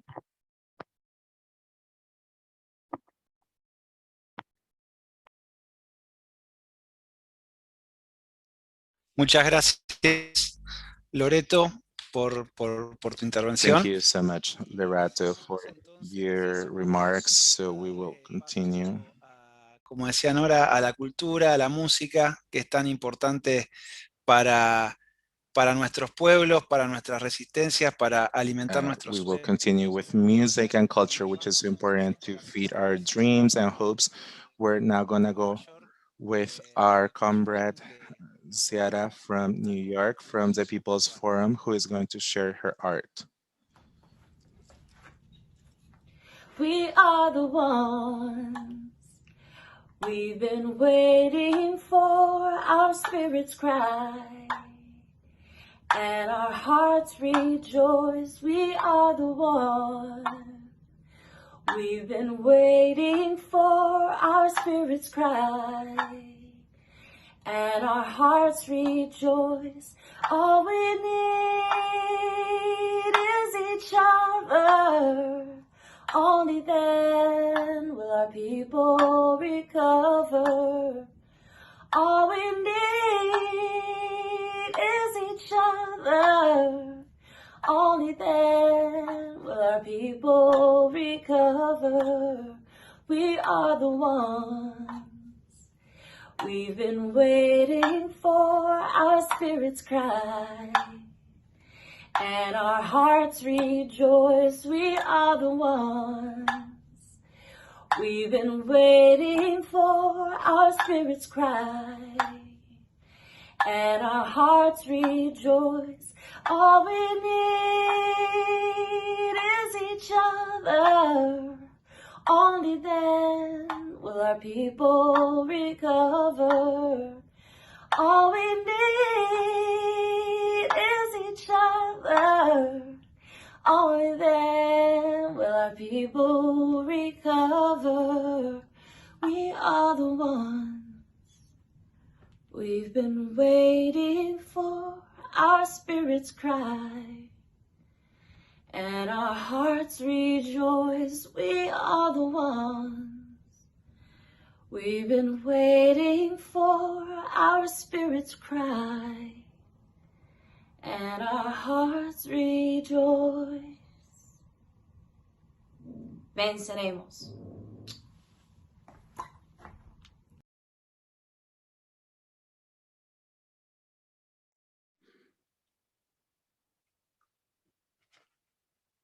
Bueno, muchísimas gracias, Chiara. Yo creo que esta ha sido súper emotivo. Y bueno, como Thank you very much, Chiara. This has been very emotional, and we need each other fighting to change this. So thank you very much. And we'll continue with the last part of our panelists or panels. And we're going to talk right now about something that's very important. Talking concretely about the patents and the vaccine system. And we will be talking with Julie Stenbom, the coordinator, the European coordinator from the current campaign No Profit on Pandemic. She's talking from Belgium. And we also want to remind you that everybody who's listening in from Europe, we would like to call out or ask for you to sign on this initiative on internet, because we need to gather 1 million signatures for the European Commission in order to develop more patents and a global measure for everyone on that region. And Julie, go ahead. Thank you. Many thanks for this invitation, and also for joining all these forces globally and combining so many calls to actions and teams into one message of solidarity that I much support. So let me just jump into what I want to share with you, because I think we're all struggling with this pandemic, of course, and the lockdown. As global movements and activists, we're really being forced to be creative all the time to still see each other and make our voices heard. And the campaign that I want to present is a bit a response to this. So I'll be presenting the European Citizens Initiative, No Profit on Pandemic, which is a very specific campaign and a very specific tool for action that we can use during these times. So first of all, the European Citizens Initiative is a way of doing a petition campaign, but with an assured impact that we can have. A Citizens Initiative is a tool provided by the European Commission for citizens and social organizations to introduce a legislative proposal themselves directly to the Commission.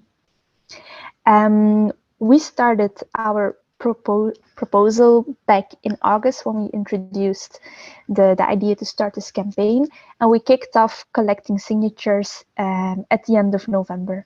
Because of course, what we first need to do before our legislative proposal gets accepted is get to 1 million signatures. And of course, this is not a small mission that we have, it's quite ambitious, but we're quite sure that with the forces that we have and the enthusiasm in our coalition that we should be able to do so.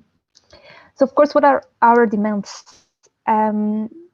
It was a bit based on previous experiences that we have during health crisis, like the HIV crisis, during other problems that people of the world had with accessing vaccines and treatments at a low price, that we were already alarmed by statements made by global leaders during the beginning of the pandemic that developing a vaccine and treatment was important, but that they never made any step to assure that the access would be guaranteed globally. To give a specific example, already in April, the President of the European Commission, Ursula von der Leyen, made a statement that the vaccine should be our public, common, universal good, which was great. It was also at a timing when she said that Europe will be investing millions of public money in the development of a vaccine against COVID-19. But we didn't see any specific action being taken to also make sure that this vaccine would be available to all. And now already 1 year later, we see the impact of this. We see that the vaccine is ready. We have functioning vaccines that can protect people against the virus, that can control the virus, but in large parts of the world, these are not accessible. This we have been seeing during the previous presentations, but to give like the most shocking example is to say that of all the vaccines being produced right now, already 53% have been reserved by rich countries, representing only 13% of the world, to already show that the biggest amount of vaccines are being hoarded by rich nations, and nothing has been done to make these accessible to countries of the global south as well. So from one side, we see that these vaccines are there. They have been produced by public money, big amounts. We're talking about billions of public money, which was necessary. But at the same time, we see that pharmaceutical companies can still see these as their own private property. And this is completely unacceptable. What we need to do now is to make those vaccines available to the world, is of course, scale up the production. To do so, we need to take the vaccine out of the hands of big pharmaceutical companies. We need to lift patent rights. Patent rights are monopoly rights that pharmaceutical companies usually have on their products to say that they can decide who produces them, at what price, who gets them first, at what rate, and so on. What we need to do now is motivate and make sure that any country, any company globally has the authorization to make those vaccines, and therefore we need to lift those patent rights. And of course, in combination with that, we need to do a technology transfer. We need to promote global collaboration between companies, between public institutions, to make sure that everyone has access to the knowledge and the technology existing right now. This has been said by lots of virologists, lots of scientists, public health experts, even public leaders, that this is of course what we need to do right now. The knowledge existing, the technology existing should be seen as a common public good and not as a private property of some companies. As until now, Europe, together with other powerful nations like United States, Japan, Australia, keep on opposing any international proposition to make this possible. Inside of the World Trade Organization, a proposition was made by India and South Africa to lift these patent rights. But the European Commission is blocking this proposition. And this is very unacceptable because at the same time, to repeat, they are hoarding vaccines, but they are blocking other countries the possibility of making these for themselves. So the European Commission has a very important role to play in this debate. And that's why with our European Citizens Initiative, we are targeting them. The interesting thing is that altogether, even in lockdown, in isolation from our homes, we are working together with over 300 organizations all over Europe, trade unions, health movements like the People's Health Movement, political groups as well. We have the support in the parliament of both the left fraction as the Greens. We're trying to get more on board as soon as possible.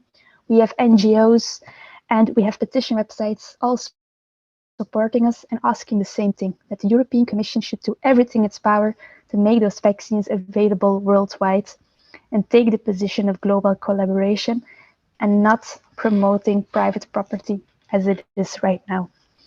So, of course, my call to action for all of you would be for those residing in Europe, being European citizens and organizations, go to our website, go to noprofitonpandemic.eu, share this link, share the petition, and also talk to it about it with your friends, with your colleagues, with your networks, and motivate everyone to sign it and share about this initiative. Also, my go-to message, because of course this is a global goal, if you're not part of Europe, there are many other campaigns that you can take part of. I think the People's Health Movement is also taking lots of initiatives to bring together organizations to also share or follow up the public debate that is going on. So definitely go and check their website.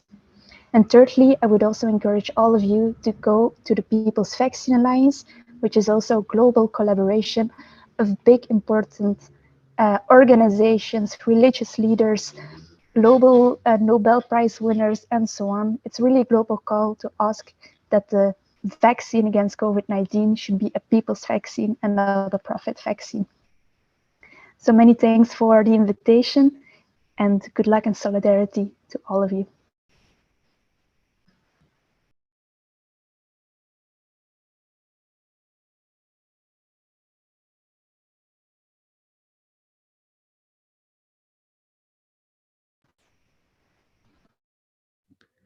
Bueno, muchísimas gracias, Yuli.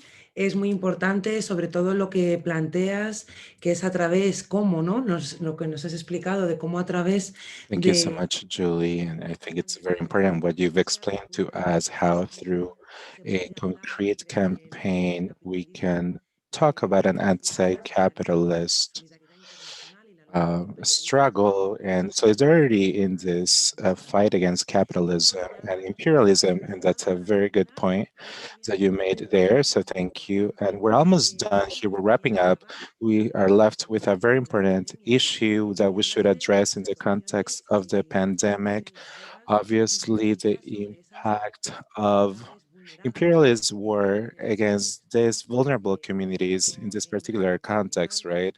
When we think of the migrant collective, when we think of political prisoners, and also people with disabilities. And we also have an important component, Asid Rali from the Moroccan Association on Human Rights, who is joining us here from Morocco. So thank you so much, Aziz, and go ahead. شكرا لكم شكرا للحملة الدولية ضد Thank you all. Thanks for the international campaign against imperialism. I would like to start my intervention by two main slogans. One by the WHO, providing as much equality and health for all. This includes all people. The slogan includes all people, including the most vulnerable groups. Second, we all think that this pandemic and the deaths resulting from it are something to be worried about, because there are a lot of people dying every day, not only because of the pandemic, but because the policies and the political decisions taken in this regard.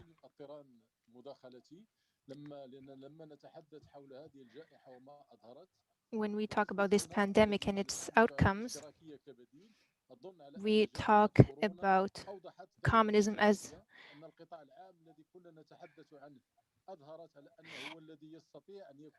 an alternative to capitalism, in order so that we can save the world and have a more equal equality. When we talk about savage capitalism that appeared through vaccines, and even before the vaccines rose, because many countries are in a race to make more profit and buying medical equipment that could have saved lots of lives around the world. So we may ask ourselves, what is the position of vulnerable groups within this racing to obtain vaccination and gain profit?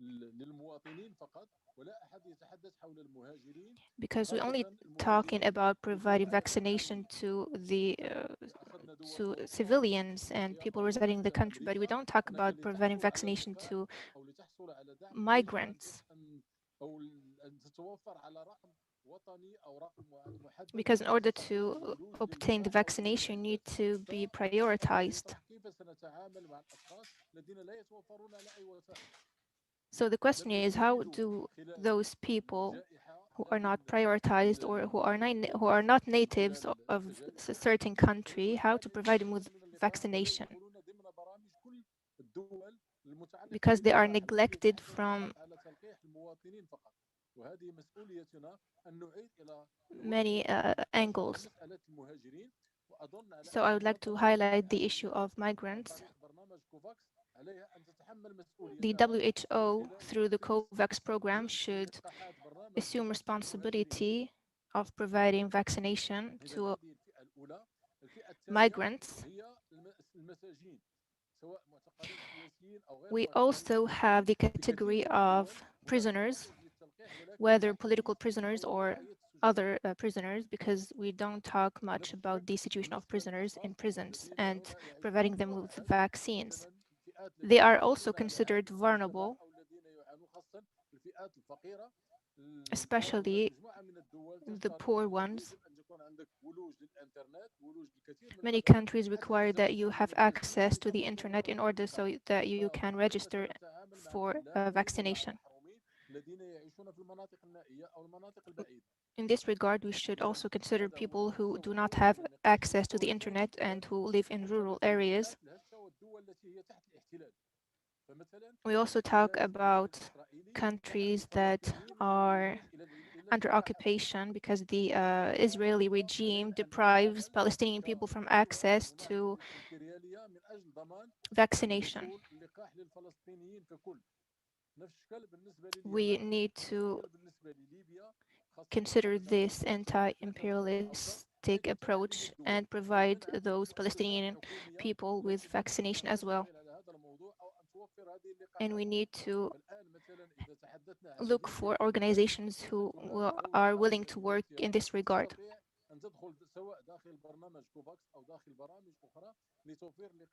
so that they can also access the COVAX program and provide vaccination to these people.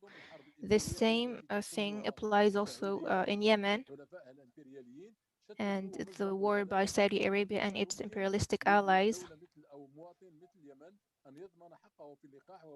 We need to consider how a Yemeni person can have access to vaccination while a Yemeni national cannot access other health services.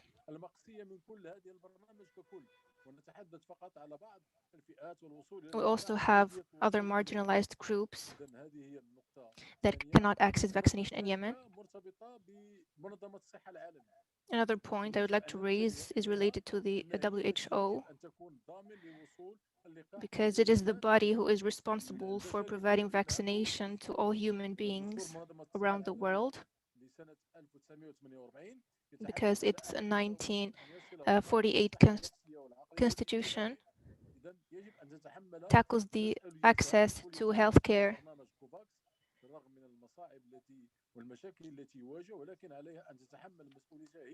That is why the WHO needs to assume responsibility in providing vaccination to all people.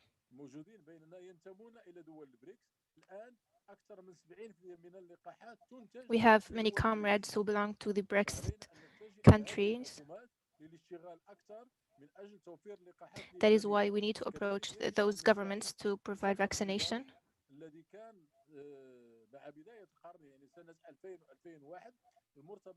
And return to the struggle that used to exist before.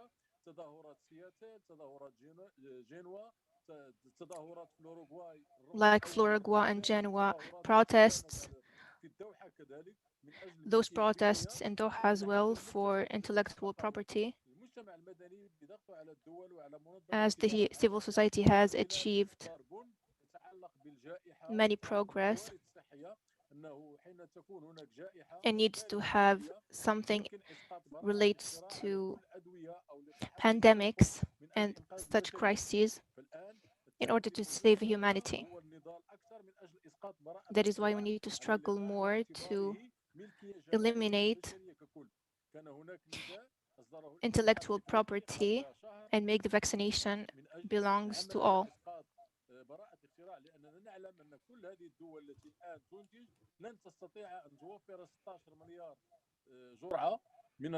Because those countries providing vaccination cannot provide enough quantity to all and cannot achieve on its own the vaccination for all. If we take Africa, for example, manufacturing, vaccination, and the capabilities to do so exists in Africa, in Egypt, in Tanzania, in many countries. Those countries can produce vaccination.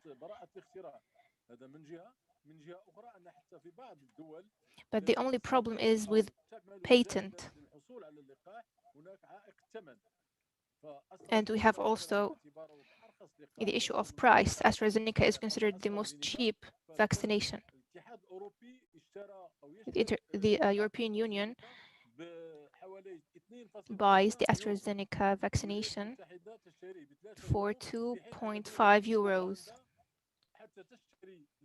Countries like Uganda buy the AstraZeneca vaccination for 8.5 euros. So you can imagine the situation of poor countries who pay the double to afford vaccination, for the same vaccination as other countries.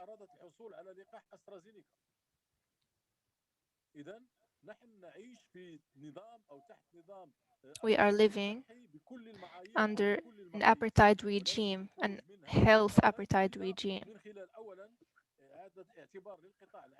We can eliminate this regime only by considering the public sector as a major component for the health service provision. And also, we consider the WHO as the main source or the main actor that can help the public system, public health system.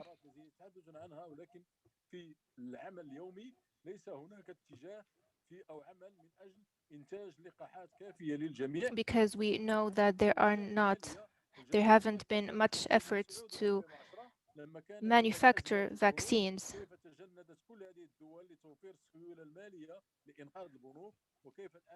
As we witnessed in the monetary crisis, when the states, many countries united to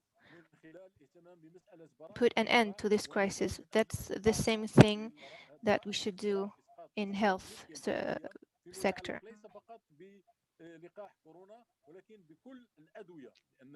Not only regarding the coronavirus vaccination, but with all types of vaccinations.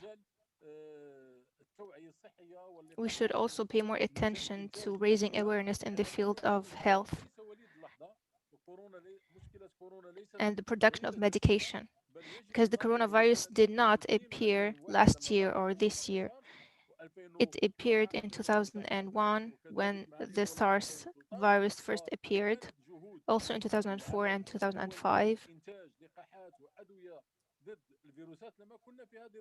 If countries did put much effort to produce medication to avoid this virus, we wouldn't have the coronavirus spread all around the world like this in 2020.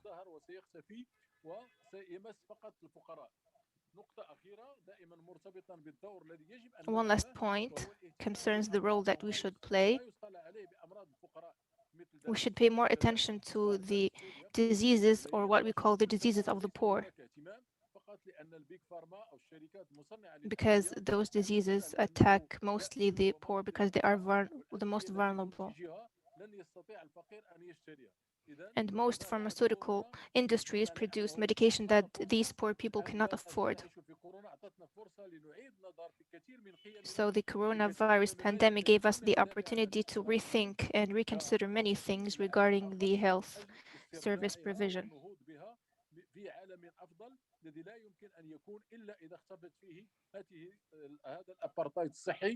We need to eliminate the health apartheid regime in order for the humankind to survive in better conditions. Thank you all. Muchísimas gracias, Rally. Ha sido muy importante. Thank you so much.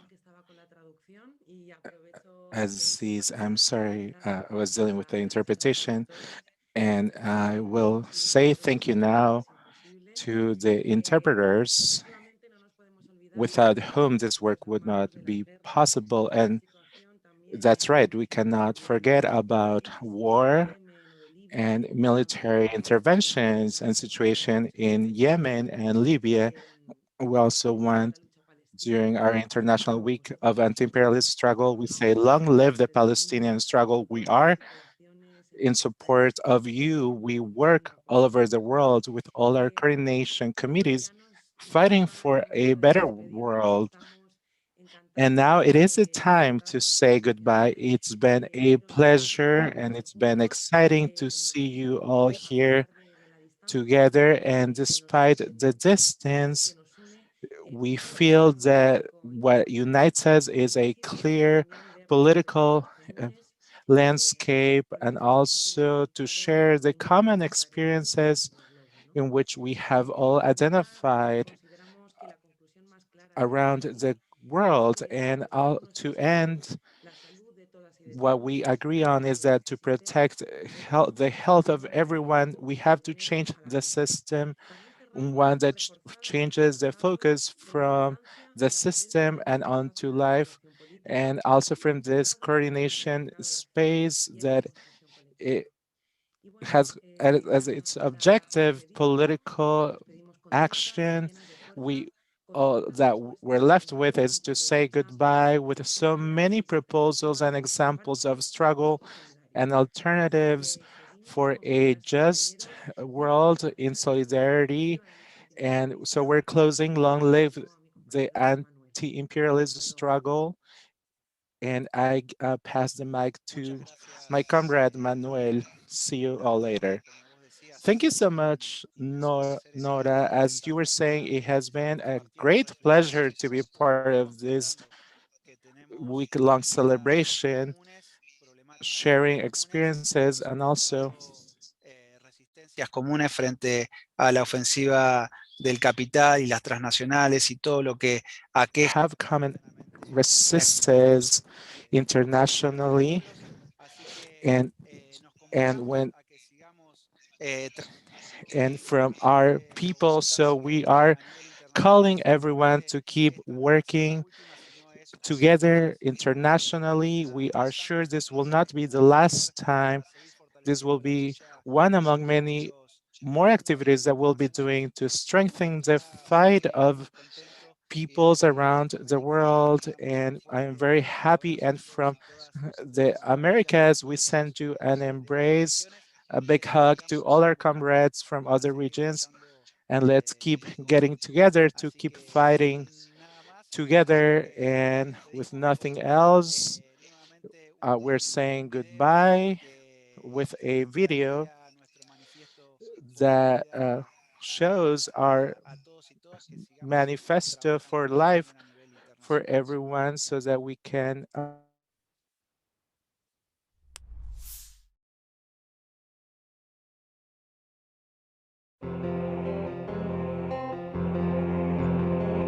Manifiesto Internacional por la Vida.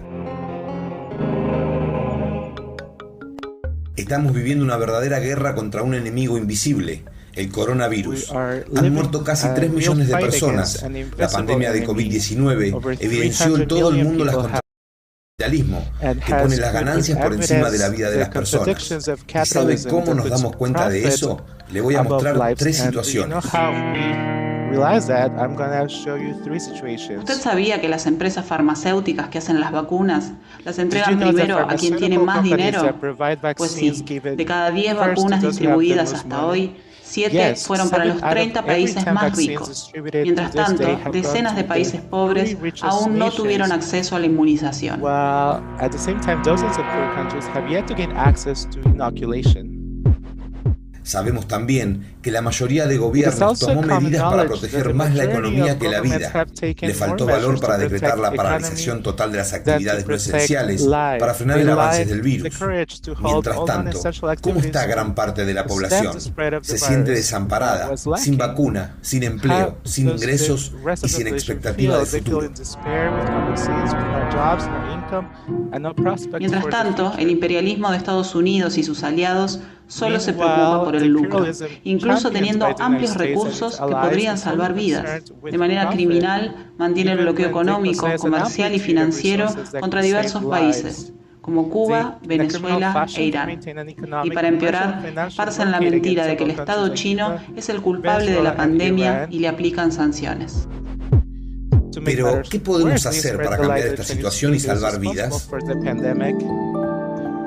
But Tenemos que unir what fuerzas can en we todo do el to mundo, change lives? We vía have to asociaciones join forces all comunitarias, over the world, colectivos y organizaciones be it populares, community entidades associations, políticas y collectives, sociales. and mass ¿Qué organizing queremos? social and La vida political por encima de las entities. ganancias, What do we vacunas want? y salud We pública y want life gratuita para over todas y profit. todos. We want Y ya, vaccines y es and imperativo free and eliminar public las healthcare patentes que for transforman a las everything. vacunas en propiedad de la industria everyone farmacéutica now. privada. Además de eso, And it is tenemos que necessary to paralizar remove the totalmente las patents that turn actividades no vaccines into esenciales private en los property lugares of the en que la transmisión del pharmaceutical coronavirus industry. está fuera de And it is control. necessary Y to junto remove con the ello, patents that es turn necesaria la vaccines into garantía private de una property renta of básica que asegure condiciones de vida pharmaceutical digna a las familias más industries. And pobres. furthermore, we Para have defender to la really vida, halt all las deudas non-essential públicas activities de in los places países where más the pobres spread con los países of ricos tienen que coronavirus ser is out of suspendidas. control. Tenemos que crear programas de apoyo a la producción de We need alimentos to saludables, create suspender las programs actividades that bélicas, produce de healthy guerra, la foods, represión policial, stop los war desalojos and violentos.